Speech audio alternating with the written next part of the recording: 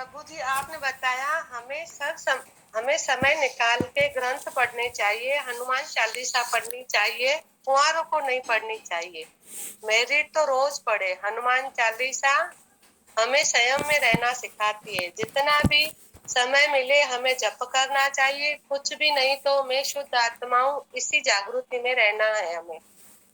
प्रभु जी आपने बताया जहाँ भी जाओ घूमो फिरो मना नहीं है, पर अपनी जागृति को मिस करना है। घर में बैठे हैं तो शुद्ध आत्मा हूँ, घूम रहे हैं तो शुद्ध आत्मा हूँ, मरते समय मोह रह गया मिठाई में तो मक्खी बनकर मंडराते रहेंगे मिठाई के ऊपर।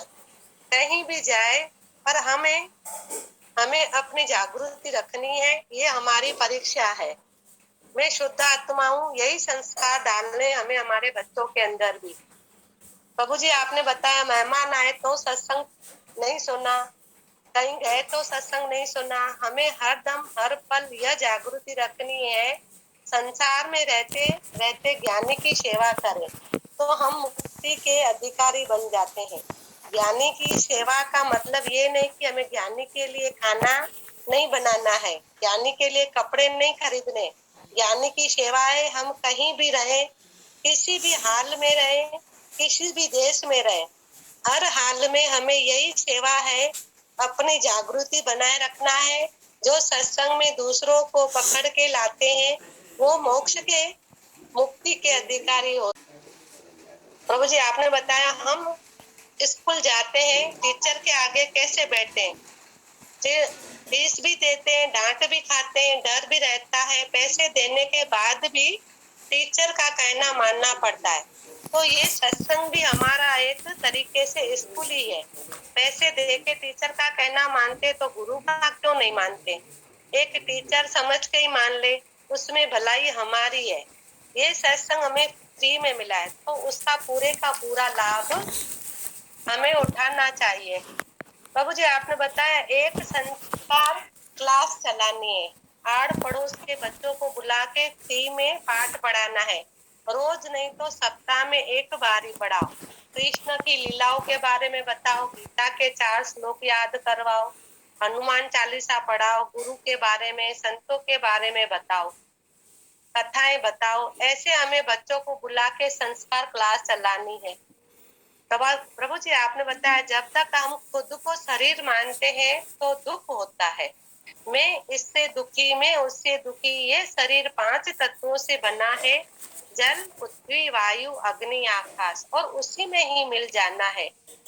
आत्मा नहीं मरती पर शरीर मरता है। 5 तत्वों से बने 5 तत्वों में ही मिल जाना है। तो हमें किसमें भी मोह नहीं रखना है। मोह रखेंगे तो दुख होगा।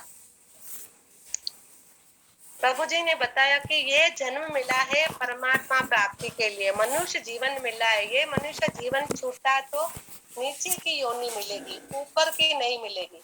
तो हमें सत्संग मिला है तो हमें जुड़ना है, सत्संग से टूटना नहीं है। हम लास्ट मोमेंट में खड़े हैं, हमें मुक्ति इसी जीवन में चाहिए। परिवार का फर्ज पूरा करना है पर जागृति बनाए रखनी है। हमें परमात्मा प्राप्ति इसी जन्म में चाहिए। प्रभु जी आपने वो स्टोरी बताई थी, बताऊं क्या? जी जी। प्रभु जी आपने बताया एक स्टोरी बताई थी कि एक राजा था, मरने वाला था। उसने वजीर को बोल के अनाउंस करवाया कि मेरे मरने के बाद जो भी मेरे साथ एक दिन कब्र में सोएगा उसको पूरे राज्य का राजा बना देना, महल सब कुछ दे देना। एक फकीर मिला, वो बोला मेरे पास तो कुछ है ही नहीं, राजा के साथ एक रात सो जाऊंगा तो कब्र में तो पूरा राज्य मिल जाएगा। जैसे ही कब्र में सोने गया काल आ गया, बोला तेरा हिसाब होगा। फकीर ने कहा मेरे पास तो कुछ भी नहीं है, कोई खाना देता है तो खा लेता हूँ, कोई धक्के मारता है तो चला जाता हूँ। तो यमराज ने कहा तेरे पास एक गधा है, तूने उसके ऊपर बोझ डाला था। फकीर ने बोला हाँ। यमराज ने कहा कि उसके 200 कोड़े मारो। फिर एक बार तूने उसको लात मारी थी, उसके भी 200 कोड़े मारो।